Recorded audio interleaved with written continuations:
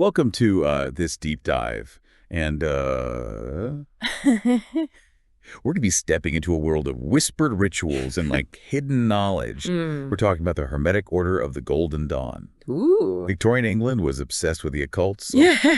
just imagine all these secret societies popping up, Yeah. trying to unlock the mysteries of the universe. Right. Our guide for this journey is a book called The Magicians of the Golden Dawn, a documentary history of a magical order by Ellic Howe. Yes. It's a fascinating look at this pivotal moment in Western esotericism. We're going to be unpacking the Golden Dawn's origins, their key players, and their lasting impact. So, Perfect. Let's travel back to the late 19th century. We've got three founders to meet here: William Wynne Westcott, William Robert Woodman, and Samuel Liddell McGregor Mathers. wow. All Wow. Freemasons, all deeply interested in the occult. It's like the perfect recipe for a secret society. Absolutely. And what's so interesting is that their story begins with a mystery. The cipher manuscript. Oh. Imagine this document written in complex code containing rituals for a magical order. Okay. It's like straight out of a Dan Brown novel. And hold on, it gets even better. This manuscript was supposedly sent by a German adept named Anna Sprengel. Okay, now this is where things get really intriguing. There's no concrete evidence that Anna Sprinkle even existed. Wait, so this whole foundation could be based on a phantom? It's definitely a possibility. That's wild. Yeah, think about it. The Golden Dawn claimed to have connections to this hidden network of mystical masters. A figure like Sprengel, real or not, lends them a certain credibility. It's a powerful narrative connecting them to ancient wisdom. Okay, so maybe a bit of smoke and mirrors with the origins, but let's dig into what they actually believed and practiced. Right. One of the first things you notice about the Golden Dawn is their structured approach to spiritual development. They had this system of grades, each with specific rituals and teachings. It was like climbing a ladder of knowledge, unlocking new mysteries at each level. So no instant enlightenment here. It was about a dedicated journey of self-discovery. Makes you wonder if that resonated with people because of all the societal shifts happening in the Victorian era. It's quite possible this was a time of industrialization, scientific advancements, and changing social norms. The Golden Dawn offered a sense of structure and a connection to ancient wisdom amidst all this change. Okay, but what about the actual content? What were these folks studying? The Golden Dawn drew from a mix of esoteric traditions, Kabbalah, tarot, astrology, geomancy, and even alchemy.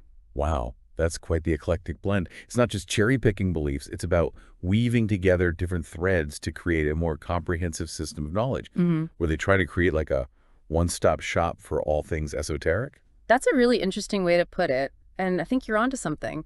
They weren't just interested in individual practices. They were trying to synthesize these different traditions into a unified system, a complete map of the spiritual realm. So, for example, their take on Kabbalah wasn't just about studying ancient Jewish texts. They saw it as a way to understand the hidden structure of the universe, the divine blueprint, so to speak. Yeah. It was a way to connect with something bigger than themselves. Exactly, and we see a similar approach with their use of tarot. It wasn't just fortune-telling.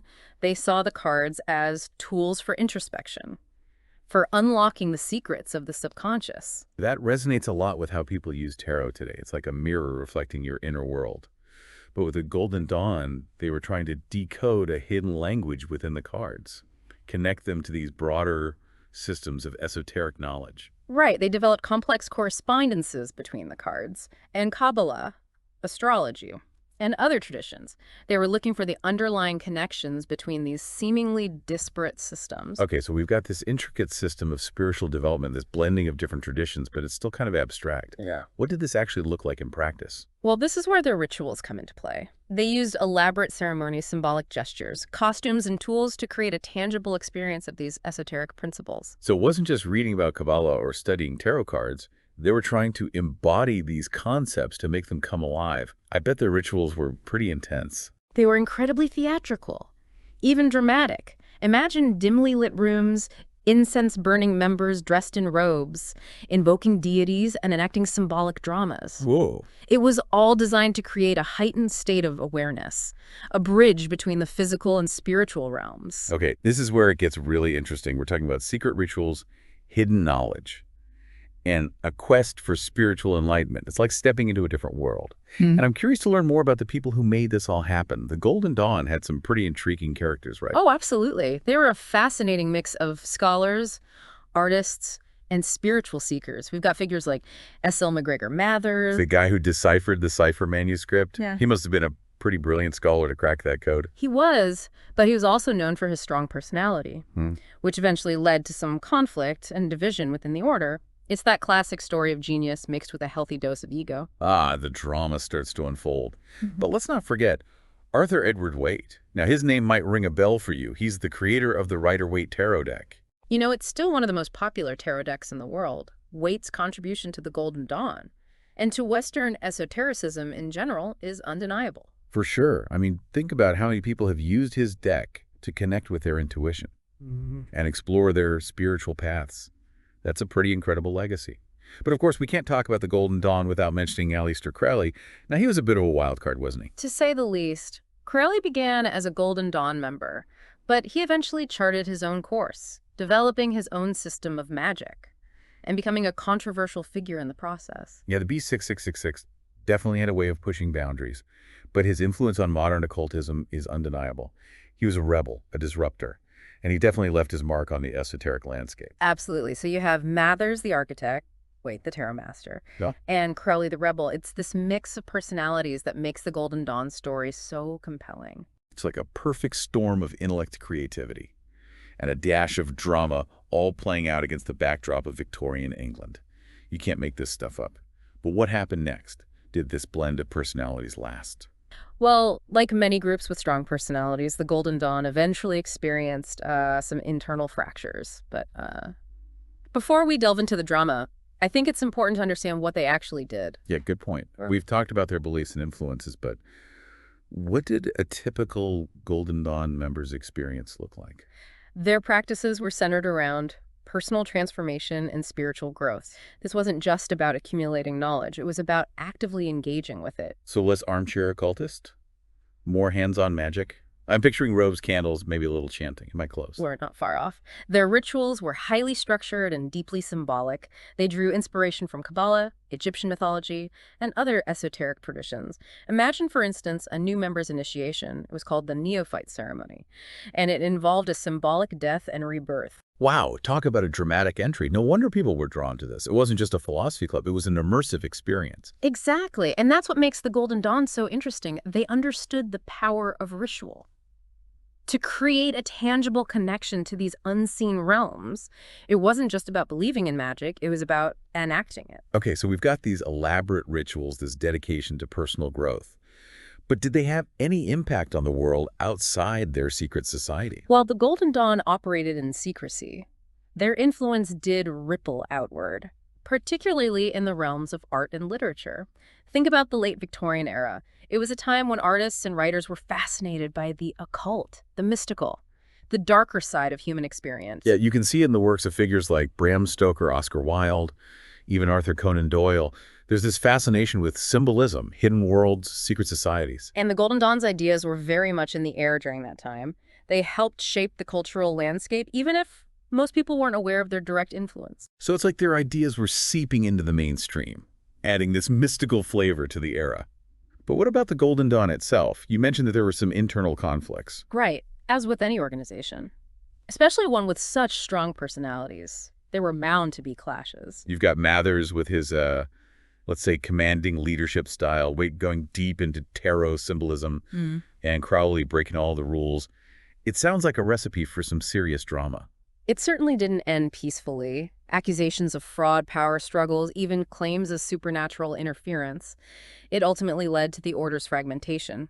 So the Golden Dawn, despite all its rituals and mystical aspirations, was ultimately brought down by good old-fashioned human conflict. I guess even magical orders aren't immune to drama. So what happened to the different factions after the split? This is where things get really interesting. The Golden Dawn's downfall wasn't the end of the story. It was more like the beginning of a new chapter. The different factions, each claiming to be the true heir to the Golden Dawn's legacy, continued to develop their own interpretations and practices. So even in its fragmentation, the Golden Dawn's influence continued to spread. It's like a seed that was planted and then scattered, giving rise to a whole forest of new growth. Exactly, and that's what's so fascinating about studying esoteric history. It's not a linear progression. It's more like an ever-expanding web of ideas, constantly being reinterpreted and adapted. Okay, so the Golden Dawn itself might have faded away, but its legacy lived on through these various offshoots. But I'm so curious about one thing. We know the founders were all Freemasons. How did that connection to Freemasonry shape the Golden Dawn? Ah, that's a key piece of the puzzle. You see, Freemasonry, with its emphasis on symbolism, ritual, and moral development, provided a framework for many of the Golden Dawn's practices. So it wasn't just a coincidence that they were all Freemasons. Freemasonry itself influenced the Golden Dawn's approach to esotericism. It's like they took the Masonic principles and added their own mystical spin. Precisely, they adapted elements of Masonic ritual and symbolism into their system, transforming them to suit their specific goals. It really highlights the interconnectedness of these various esoteric traditions. It's like this hidden web of knowledge with different threads weaving in and out of each other. You're absolutely right. It's a reminder that the world of esotericism is rarely isolated. Ideas flow and evolve, crossing paths and influencing each other in surprising ways. Fascinating. Okay, so we've talked about the Golden Dawn's origins, their rituals, their fragmentation, even their public image. But I'm wondering how the public perceived all this. Was this seen as a harmless group of eccentrics? Or did people view them with suspicion?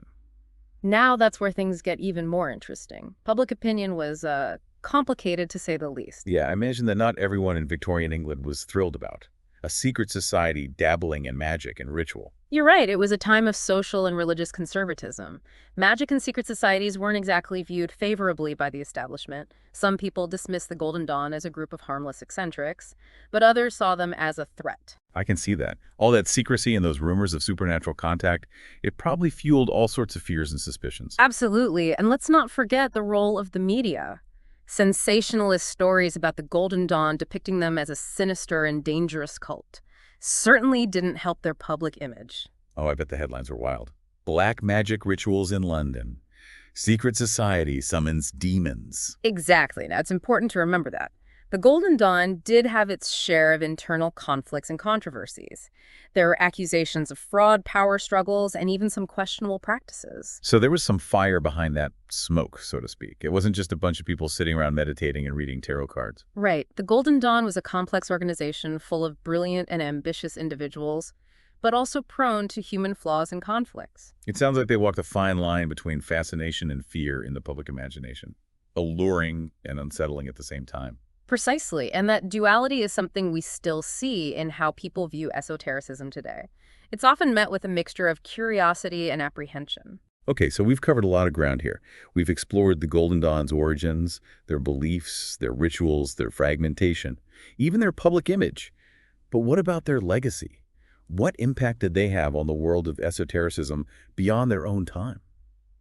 It's amazing to think that a group that existed for such a short time and that ultimately fractured could have such a lasting impact. It's like their ideas took on a life of their own. It's a testament to the power of those ideas and to the dedication of the people who carried them forward.